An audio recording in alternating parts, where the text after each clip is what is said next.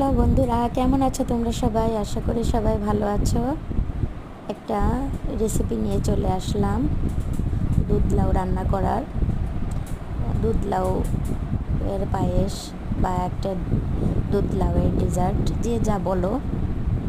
প্রথমে লাউগুলো আমি স্লাইডারে করে কুচি কুচি করে নিয়েছি। তারপরে জল গরম করে নিয়েছিলাম, তার মধ্যে একটু ভাপিয়ে জাস্ট একটু জলটা ঝরিয়ে নিয়েছি। এপাশে দুধটা জাল করে নিয়েছি।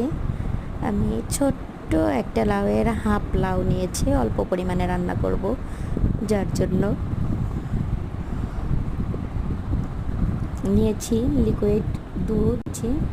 হাফ লিটার লিকুইড দুধ নিয়েছি। দুধটা ভালো করে জাল করে নিয়েছি। এবার ভালো করে জলটা নিংড়ে নিংড়ে ফেলে দিয়েছি। লাউয়ের ভিতরে কোনো প্রকার জল থাকবে না, ভালো করে পানিটা ঝরিয়ে নিতে হবে।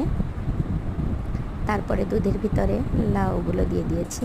তেজপাতা দিয়েছিলাম, এলাচ দিব পরে, দারুচিনি দিয়েছিলাম। এবার ভালো করে সুন্দর করে নাড়াচাড়া করে একটু মিশিয়ে দিব। এভাবে কিছুক্ষণ সিদ্ধ হতে থাকবে। সামান্য একটু লবণ দিয়ে দিব, সামান্য একটু লবণ দিয়ে দিব।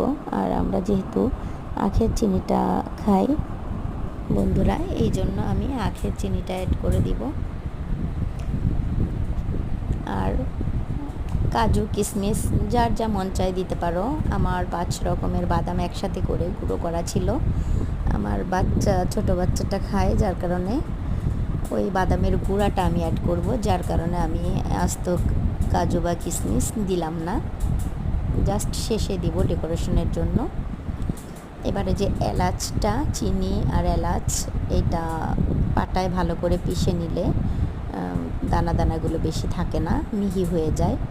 অনেকের গালে যদি এলাচের দানা পড়ে ভালো লাগে না, অনেকের পছন্দ করে না অনেকেই, এই জন্য এভাবে দিলে আর গালে পড়ে না। যাই হোক, ভালো করে এবার চিনিটা মিক্সচার করে নিলাম। দেখো বন্ধুরা, এবার হয়ে গেছে, প্রায় হয়ে গেছে। আমি অর্ধেক দুধটা কিন্তু তুলে রেখেছিলাম, এখন সেই দুধটাও দিয়ে দিয়েছি। দুধটা দিয়ে এবার ভালো করে আর একটু ফুটবে, ফুটে উঠলে হয়ে গেল, ডেজার্টটা রেডি হয়ে গেছে। এবার দিয়ে দিব বাদামের গুঁড়াটা। বাদামের গুঁড়াটা দিয়ে ভালো করে একটু মিশিয়ে নাড়াচাড়া করে এবার নামিয়ে সুন্দর করে একটু ডেকোরেশন করে ঠান্ডা করে তারপরে পরিবেশন করব।